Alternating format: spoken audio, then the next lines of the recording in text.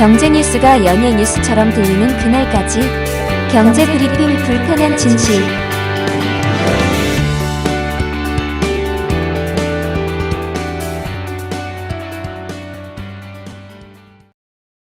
은퇴 후 고려대 가고 싶어. 아니야, 난 연세대라도 갈 거야. 도대체 이게 무슨 소리일까요? 고3 수험생이라면 모르겠지만 은퇴 후에 간다. 이거 너무나 이상하지 않습니까? 그런데 최근 어르신들 사이에서 유행하는 이야기라고 하더라고요. 이게 뭔 내용이냐? 고상하게 여행 다니는 노년. 이게 고려대래요. 그리고 연금으로 세계 여행 다니는 노년. 이거는 연세대라는 거죠. 너무나 재밌지 않습니까? 굳이 이 대학 이름에 맞췄군요. 뭐 재밌자고 그렇게 마친 것 같아요. 아니, 아, 서서히 강하게 여행 다니면 서강대입니까? 서서히 강하게는 좀 이상하지 않나요? 아무튼 이런 이야기 나오는 이유는 다들 아실 거예요. 우리나라 사람들의 평균 수명, 아이고, 엄청 길잖아요. 통계를 보니까요, 2021년 기준으로 얼마를 샀냐? 와, 83.6세. 엄청 오래 살잖아요. 그런데 이것도 약과라고 합니다. 앞으로는 점점 늘어나면서 곧 90세, 100세 시대가 온다. 이거를 부인하시는 분들은 없을 것 같아요. 네. 그래서 은퇴하고도 수십 년을 더 살아야 하는데 고민이 많을 수밖에 없지 않습니까? 물론 노후 자금을 충분하게 마련해 놓은 분들이라면 앞서 얘기 드린 대로 연세대, 고려대 어디 갈까 하면서 충분히 노후를 즐길 수가 있겠지만 여기에 해당하는 분들 매우 드물잖아요. 경굴지 애청자분들 중에서도 몇 분 안 되실 것 같은데요. 왜냐하면 평생 뼈 빠지게 일해도 모아놓은 노후 자금 거의 없는 경우들이 대부분이죠.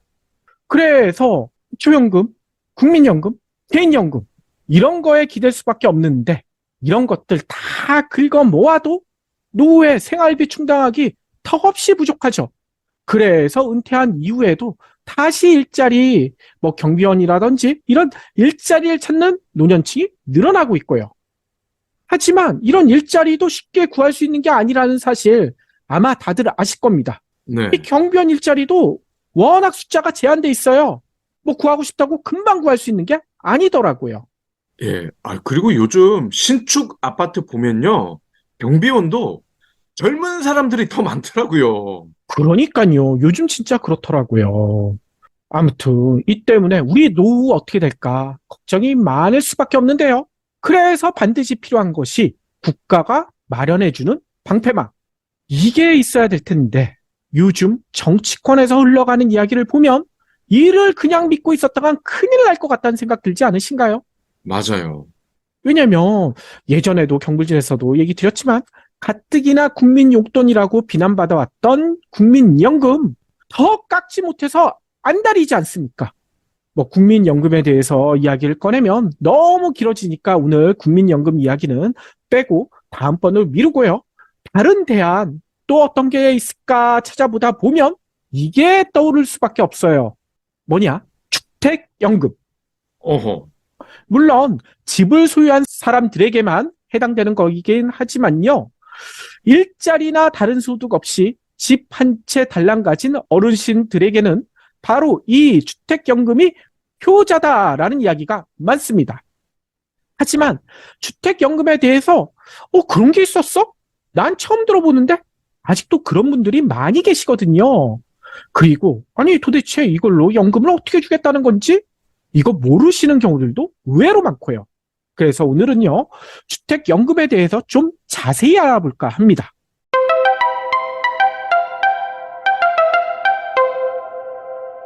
이 주택연금이란요, 현재 살고 있는 집을 담보로 맡기고 대신 연금을 매달 일정한 돈을 받는 일종의 장기 주택담보대출, 이렇게 생각하시면 되거든요. 근데 가입을 누구나 할 수 있는 건 아니에요. 조건이 당연히 있겠죠. 부부 중 한 명이 만 55세 이상. 저는 몇 년 안 남았어요. 근데 저는 해당이 안 될 수도 있습니다. 왜냐? 소유한 주택이 있어야 되거든요. 네. 소유한 주택이 없거든요. 네, 큰일이죠. 아무튼 소유한 주택이 공시가 9억 원 이하라면 주택연금에 가입할 수 있다고 해요. 그러니까 부부 중 한 명이 만 55세 이상 그리고 소유한 주택이 9억 원 이하 이런 조건을 만족해야 된다는 거죠. 그러면 연금을 얼마나 받을 수 있느냐? 이게 중요할 텐데요. 주택 시가 그리고 부부 중 연소자 그러니까 나이가 적은 사람 나이를 기준으로 산정한다고 합니다. 그래서 일반적으로 볼 때는요. 집값이 비쌀수록 그리고 나이가 많을수록 연금을 더 받는 거. 뭐 이거는 당연한 결과겠죠. 그런데 연금 수령 방식 좀 복잡한데요. 크게 나눠보면 두 가지라고 해요. 뭐냐? 종신 지급 방식 그리고 확정 기간 방식 이렇게 두 가지로 나눠진다는 거죠. 근데 종신 지급 방식 이 종신 윤종신 씨 아니라는 사실 경불진 오래 들어보신 분들은 다들 아시잖아요. 네. 경불진의 오랜 깐부 마이범체크의 서균호 대표님과 김은정 실장님이 자세히 설명해 주지 않았습니까? 종신은 죽을 때까지 그런 얘기잖아요.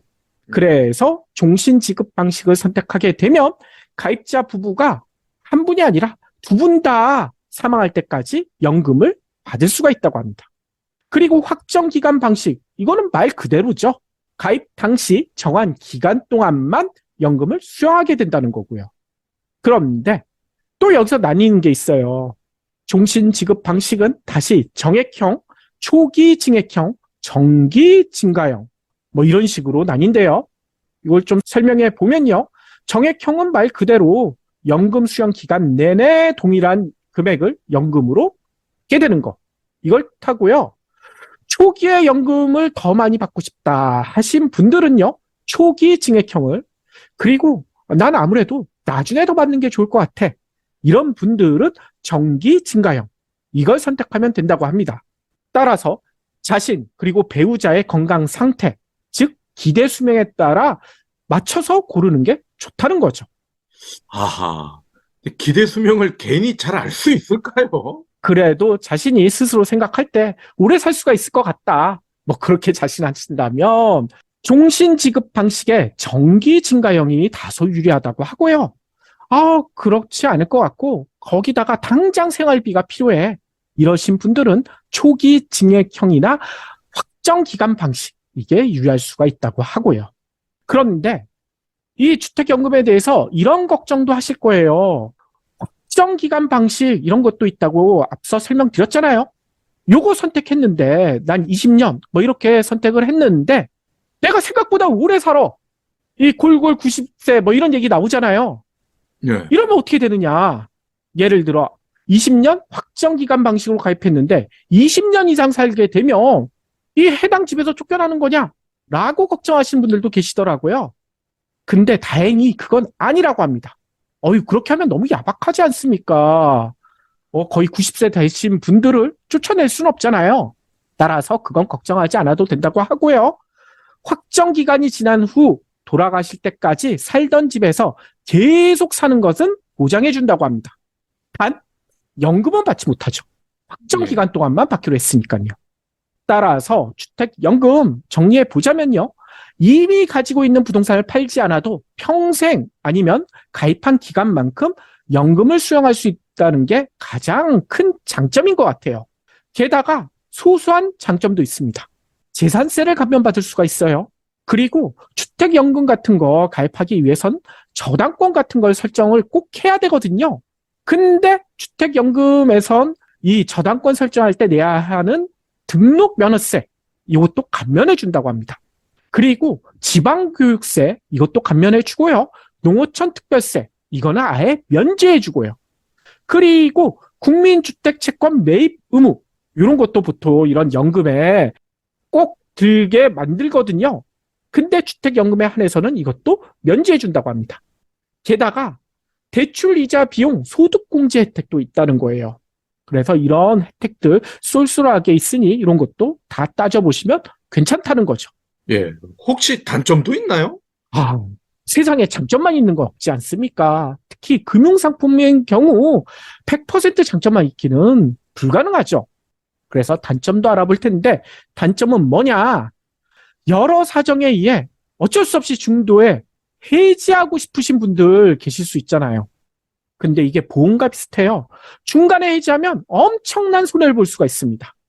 중도에 해지하게 되는 경우 주택 가격의 1.5% 정도 되는 보증료를 아예 돌려받지 못한다는 거예요. 그리고 이거 해지했다가 다시 여유가 생겼어요. 그래서 주택연금에 다시 가입하고 싶어요. 요게요, 3년 동안 재가입이 안 된다고 해요. 따라서 이런 단점 때문에 한번 가입하게 되잖아요. 그러면 이 돌아가실 때까지 집을 팔고 싶어도 팔지 못하게 된다. 족쇄가 채워진다. 이런 단점도 없지 않아 있다는 거죠. 게다가 주택연금 이게요, 가입 후 집값이 떨어져도 연금액이 줄지 않거든요.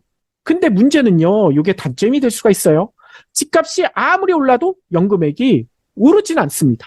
가입 당시 그 가격대로 계속 주는 거거든요. 따라서 가입자 입장에서는 가입 후 집값이 계속 오르게 된다라면 고민이 될 수밖에 없다는 거예요. 연금을 해지하고 매각하든지 아니면 앞서 얘기했잖아요. 3년 후 재가입할 수가 있으니까 해지하고 3년 기다렸다가 재가입하는 그런 사례들도 꽤 있었다는 거죠. 특히 집값이 폭등했었던 2020년, 2021년 이런 사례들이 유독 많았었다고 하더라고요.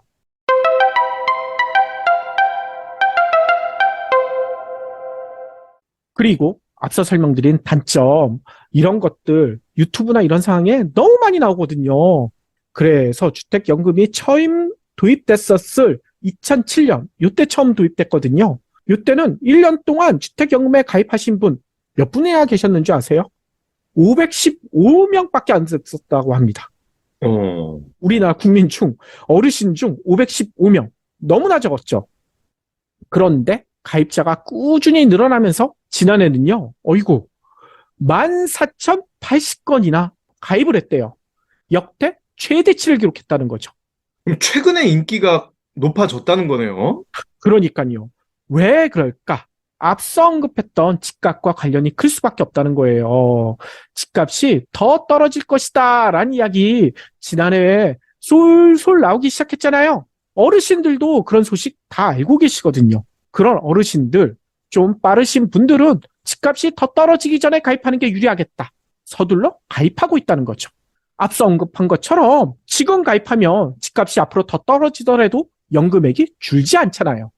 예를 들어 이렇다는 거예요. 70세 은퇴자가 살던 집이 6억 원일 때 이 앞서 설명드렸던 방식 중에 종신지급 방식, 그러니까 죽을 때까지 받는 그런 방식으로 정액형으로 주택연금에 가입하게 되잖아요. 그러면 매달 연금을 얼마 정도 받을 수 있느냐? 주택연금 홈페이지를 보면요. 약 185만 원. 이 정도 받을 수가 있다는 거예요. 185만 원이면 어르신들 부부가 어느 정도는 사는 게 가능하시잖아요. 네. 그런데 문제는요. 이 살던 집이 한 토막이 났다. 3억으로 떨어지면 그 주택연금은 어떻게 되느냐? 그 다음에 가입하게 되면요. 매달 받는 연금이 93만 원밖에 안 된다는 거예요. 네. 집값이 반토막 나면서 연금도 반토막이 난다는 거죠. 그래서 집값이 더 떨어지기 전에 들자. 이런 어르신들이 최근 크게 늘어나고 있다는 겁니다. 뿐만 아니에요. 주택연금에 대해서 부정적인 인식 예전에 꽤 많았었거든요. 왜냐면 집은 전 재산이고 자녀들에게 꼭 물려줘야 된다. 이렇게 생각하신 분들 꽤 계셨잖아요. 근데 최근 들어서는 어르신들의 이런 생각도 많이 바뀌고 있다고 합니다. 내가 왜 자녀들에게 집을 꼭 물려줘야 돼? 이런 생각들을 많이 하신다는 거죠. 안정적인 노후를 위해서 내 집 내가 잘 활용하겠다. 이런 분들이 늘어나면서 이 주택연금 가입하신 분들도 급증하고 있다는 거예요. 그쵸. 이 애들한테 손 안 벌리고 스스로 자립을 한다. 뭐 이런 것도 중요하잖아요. 그러니까요. 그래서 오늘 주택연금에 대해서 말씀드렸는데 요 얘기를 지금 드린 이유가 있습니다. 왜냐면요. 주택연금 가입을 고려하고 계신다면 하루라도 빨리 서두르시는 게 좋을 것 같아요. 왜냐면 이게 집값이 떨어지는 것보다 더 중요한 문제가 있거든요. 다음 달부터는 연금 수령액이 지금보다 평균 1.8%가 줄어들 예정이라는 거예요. 아하. 이 주택연금공단에서 이 산정을 해봤더니 다음 달부터는 1.8%가 감소된다고 합니다. 따라서 주택연금공단에서는 이렇게 설명해요. 이달 28일까지 가입하신 분들까지만 기존 산정 기준 요걸 적용해 준다는 거예요. 그리고 내달 그러니까 3월 1일부터 가입하시게 되면 산정 기준이 1.8% 깎여서 받을 수밖에 없다는 거죠. 그렇기 때문에 고려하고 계신 분들은 빨리 서두르시는 게 좋을 것 같습니다.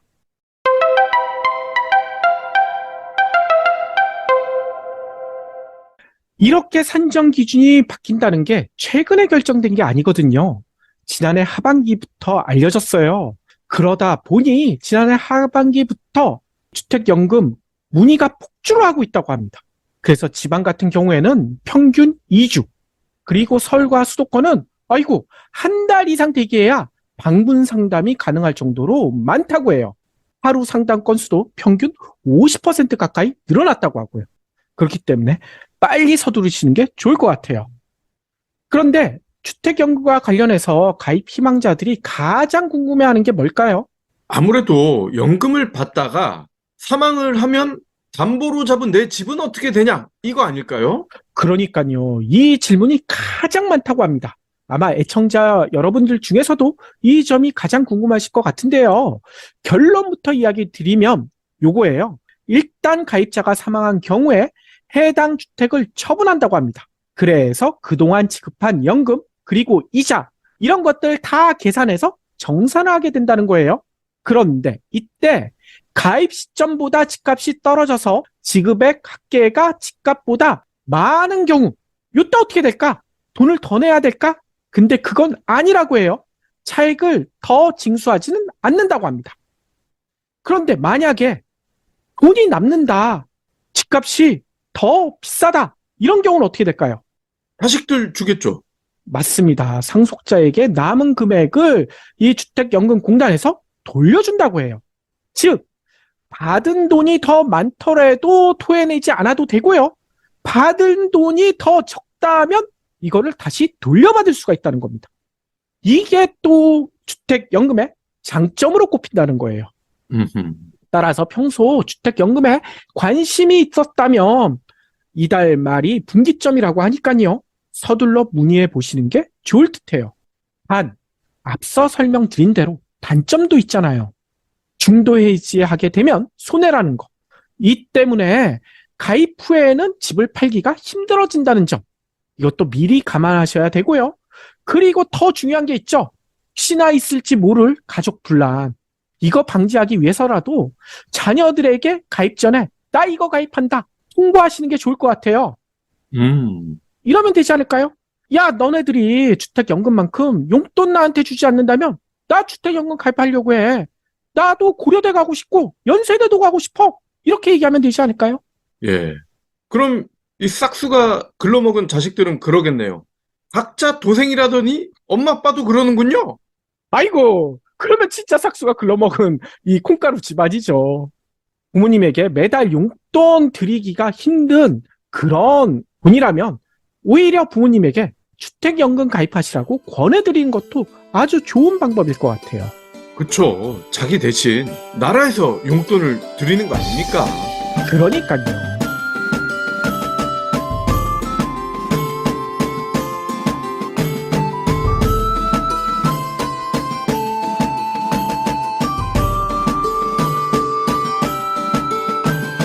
경불진 완주해주셔서 감사합니다. 하트 투척, 댓글 남기기, 링크 공유, 계좌 후원 등 경불진 두 PD에게 힘을 보태주세요. 더 좋은 내용으로 보답하겠습니다.